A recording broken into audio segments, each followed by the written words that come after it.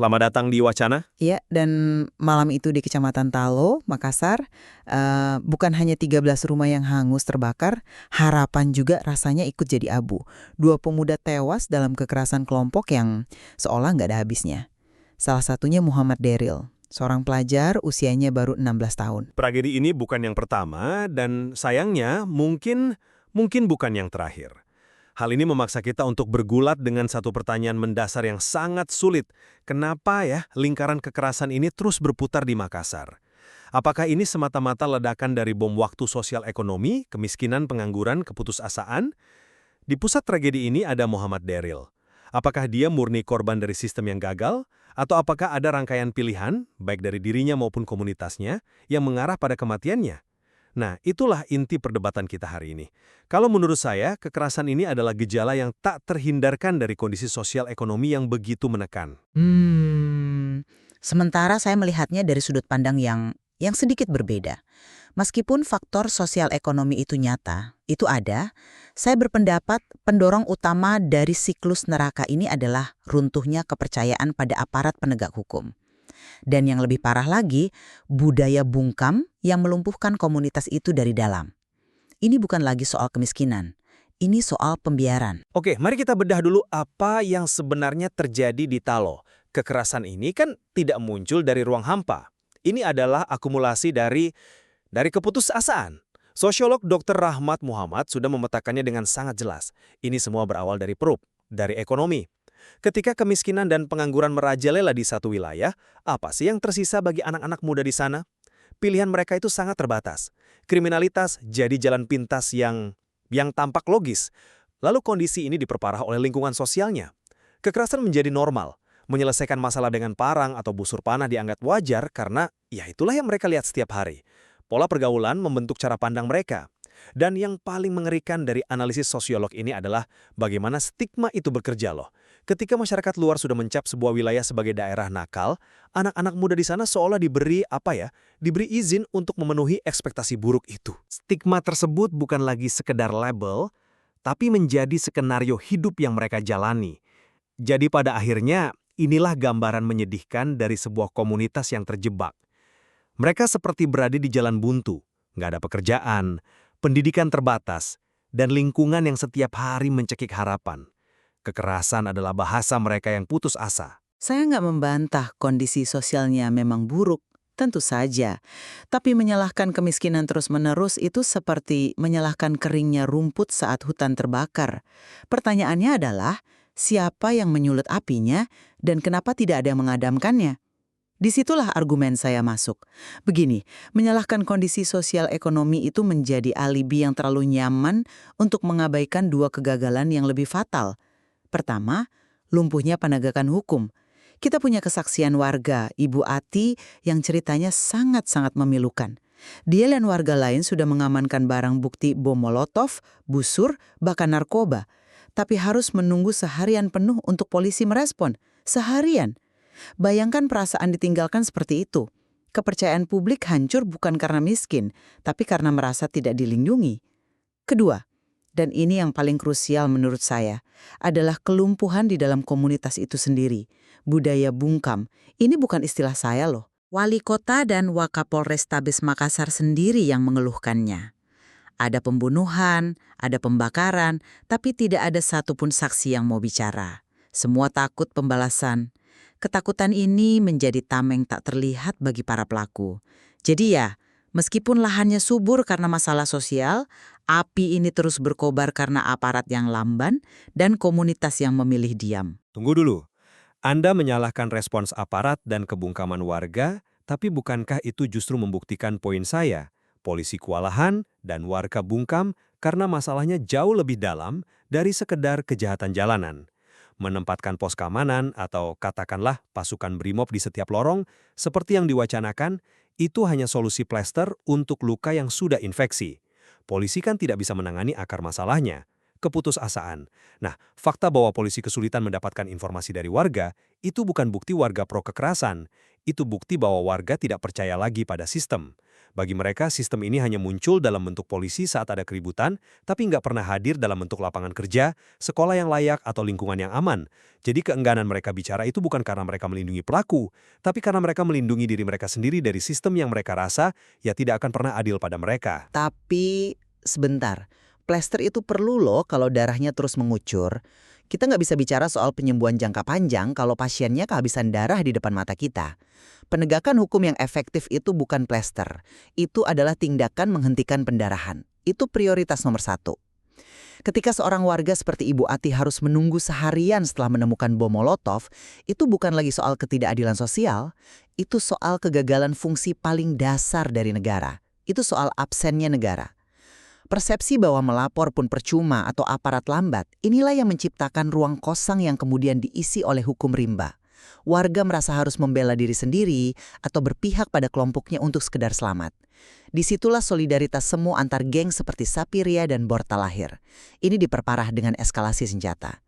Dulu mungkin batu dan petasan, lalu busur panah, sekarang Muhammad Daryl tewas oleh senapan angin. Senapan. Gimana mungkin senjata seperti itu bisa bebas digunakan dalam tawuran? Ini bukan lagi gejala sosial. Ini adalah kegagalan intelijen dan penindakan kriminal yang sangat-sangat serius. Tapi bukankah hilangnya kepercayaan itu sendiri adalah gejala sosial? Mereka tidak percaya polisi karena mereka merasa seluruh sistem ekonomi, sosial, hukum tidak pernah berpihak pada mereka. Jadi ini kembali lagi ke akar masalahnya. Saya kurang setuju. Kepercayaan itu dua arah. Gimana aparat bisa bekerja jika tidak didukung oleh komunitas? Ini membawa kita ke poin kedua yang lebih pelik. Tanggung jawab komunitas. Anda menyebut kebungkaman warga sebagai respons rasional. Saya paham soal respons rasional, tapi ayolah, sampai kapan kita bisa menyebutnya begitu? Ada batas di mana respons rasional berubah menjadi pembiaran. Saat bom Molotov ditemukan, dan tidak ada yang berani menjadi saksi resmi, saat pembunuhan terjadi di depan mata banyak orang tapi semua kompak bilang tidak lihat, itu bukan lagi soal takut. Itu soal komunitas yang secara kolektif melumpuhkan dirinya sendiri. Oke, saya setuju soal solidaritas negatif itu. Tapi kita harus bertanya, dari mana solidaritas itu lahir?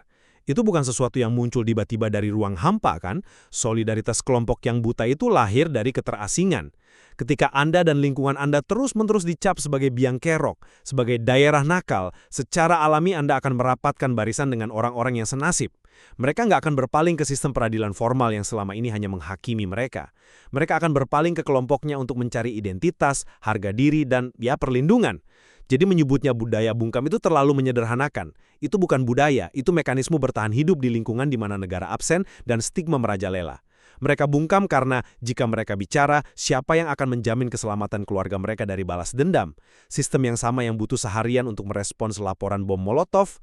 Tentu tidak. Saya mengerti logikanya, tapi pada titik tertentu, argumen mekanisme bertahan hidup itu menjadi alasan untuk tidak melakukan apa-apa.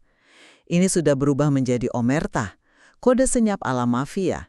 Komunitas secara kolektif melindungi para monster di tengah mereka. Ketika wali kota sampai memohon agar ada yang mau bersaksi, itu artinya proses hukum berhenti total. Tangan polisi terikat bukan karena tidak mampu, tapi karena tidak ada yang memberikan informasi. Ini adalah lingkaran setan yang diciptakan dan dilanggengkan oleh komunitas itu sendiri. Loyalitas pada geng Sapiria, Borta, Layang, Tinumbu telah mengalahkan kepentingan yang jauh lebih besar, rasa aman bersama sebagai warga Makassar. Mereka secara tidak langsung memilih kekacauan demi solidaritas sempit. Jadi, tanggung jawab tidak bisa selamanya dilimpahkan ke sistem di luar sana. Ada tanggung jawab internal komunitas yang jelas-jelas tidak dipenuhi. Pilihan untuk memutus rantai itu dengan cara berani bicara, tapi mereka memilih untuk tidak. Mari kita bawa perdebatan ini ke level yang lebih personal. Ke kasus Muhammad Daryl. Dia adalah poster dari tragedi ini. Kita diberitahu bahwa di minggu-minggu terakhir hidupnya perilakunya berubah. Dia menjadi lebih religius, bahkan jadi yang pertama mengumandangkan azan di masjid lingkungannya. Buat saya, ini adalah tanda yang sangat kuat. Tanda seorang anak muda yang sedang mencari jalan keluar dari lingkungannya yang menjerat. Mungkin dia sadar jalan yang dia tempuh salah dan dia ingin berubah. Tapi lingkungan itu seperti pusaran air yang terlalu kuat. Dia tewas 7 km dari rumahnya. 7 km. Dia terseret ke dalam konflik yang jauh lebih besar dari sekedar perkelahian anak lorong. Dia adalah korban. korban dari keadaan, produk dari lingkungan sosial yang gagal memberinya alternatif masa depan yang lebih baik, bahkan ketika dia mungkin sedang berusaha mencarinya. Dan kematian seorang anak di usia 16 tahun adalah tragedi yang tak terperikan. Tapi memandangnya murni sebagai korban pasif itu berisiko menyederhanakan masalah dan menghilangkan elemen pilihan. Tragedi ini tidak mengurangi fakta bahwa ada pilihan yang dibuat. Fakta bahwa tawuran ini berpindah-pindah lokasi dari Sapiria ke Tinumbu menunjukkan ini bukan sekedar ledakan emosi spontan. Ada koordinasi, ada perencanaan. Ini bukan anak-anak putus asa yang kebetulan bertemu di jalan lalu saling lempar batu. Kehadiran Daryl sejauh 7 km dari rumahnya bisa diartikan sebaliknya. Itu justru menunjukkan kemungkinan adanya partisipasi aktif, sebuah keputusan sadar untuk mendatangi medan perang, bukan sekedar anak malang yang kebetulan lewat saat kerusuhan terjadi. Kita tidak boleh lupa, di antara para korban ada juga aktor, ada provokator yang secara sadar memilih jalan kekerasan ini. Menyebut semua yang terlibat sebagai korban justru menghilangkan akuntabilitas dari para pelaku dan meremehkan agensi yang mereka miliki, sekecil apapun itu. Tapi agensi atau pilihan itu hanya nyata jika ada alternatif yang real. Bagi banyak anak di Talo, alternatif itu tidak ada. Pilihan mereka adalah antara bergabung dengan kelompok atau menjadi korban kelompok lain. Pilihan antara dianggap kawan atau dianggap lawan. Dalam kondisi seperti itu, apakah kita masih bisa menyebutnya pilihan bebas?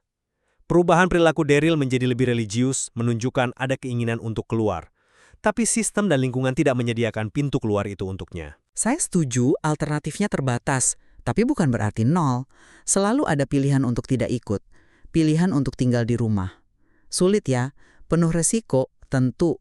Tapi mengatakan tidak ada pilihan sama sekali, itu berarti kita memandang mereka sebagai robot yang diprogram oleh lingkungannya, bukan sebagai manusia. Dan itu menurut saya justru lebih merendahkan. Tragedi Daryl adalah campuran kompleks antara kondisi yang menekan dan pilihan yang salah. Mengabaikan salah satunya berarti kita tidak akan pernah memahami masalah ini sepenuhnya. Jadi, setelah diskusi ini, saya tetap kembali ke titik awal saya. Semua ini adalah gejala. Polisi yang lamban, warga yang bungkam, anak-anak muda yang membawa senjata, itu semua adalah retakan di pondasi yang sudah rapuh karena kemiskinan, ketidaksetaraan dan keterasingan sosial yang mengakar. Selama kita hanya mengecat ulang dinding yang retak dengan patroli dan pos keamanan, bangunan ini akan terus bergunjang dan menelan korban. Solusi nyata harus dimulai dari perbaikan fundamental di pondasinya.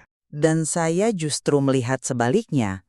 Pondasi itu mungkin rapuh, tapi rumah ini runtuh sekarang karena pilar utamanya, penegakan hukum yang tegas dan tanggung jawab komunitas, sengaja dibiarkan lapuk. Tanpa membenahi pilar itu dulu, tanpa menghentikan pendarahan ini sekarang, rencana besar untuk membangun kembali pondasi hanya akan menjadi wacana. Prioritas utamanya haruslah memulihkan ketertiban dan kepercayaan, menunjukkan bahwa negara hadir dan hukum bekerja. Baru setelah itu kita bisa bicara soal program sosial jangka panjang. Jelas bahwa situasi di Talo adalah sebuah jalinan masalah yang rumit. Memilah mana yang menjadi akar dan mana yang menjadi akibat adalah ya inti dari perdebatan ini. Apakah kita harus mengobati penyakit kronisnya terlebih dahulu atau menghentikan pendarahan akutnya saat ini? Dan materi ini menunjukkan dengan sangat gamblang konsekuensi yang mengerikan ketika sebuah komunitas terperangkap di persimpangan jalan buntu, diabaikan oleh sistem dari luar dan dilumpuhkan oleh ketakutan dari dalam. Mencari jalan keluar dari labirin ini adalah tantangan terbesar bagi Makassar hari ini. Download Tribun X sekarang, menghadirkan lokal menjadi Indonesia.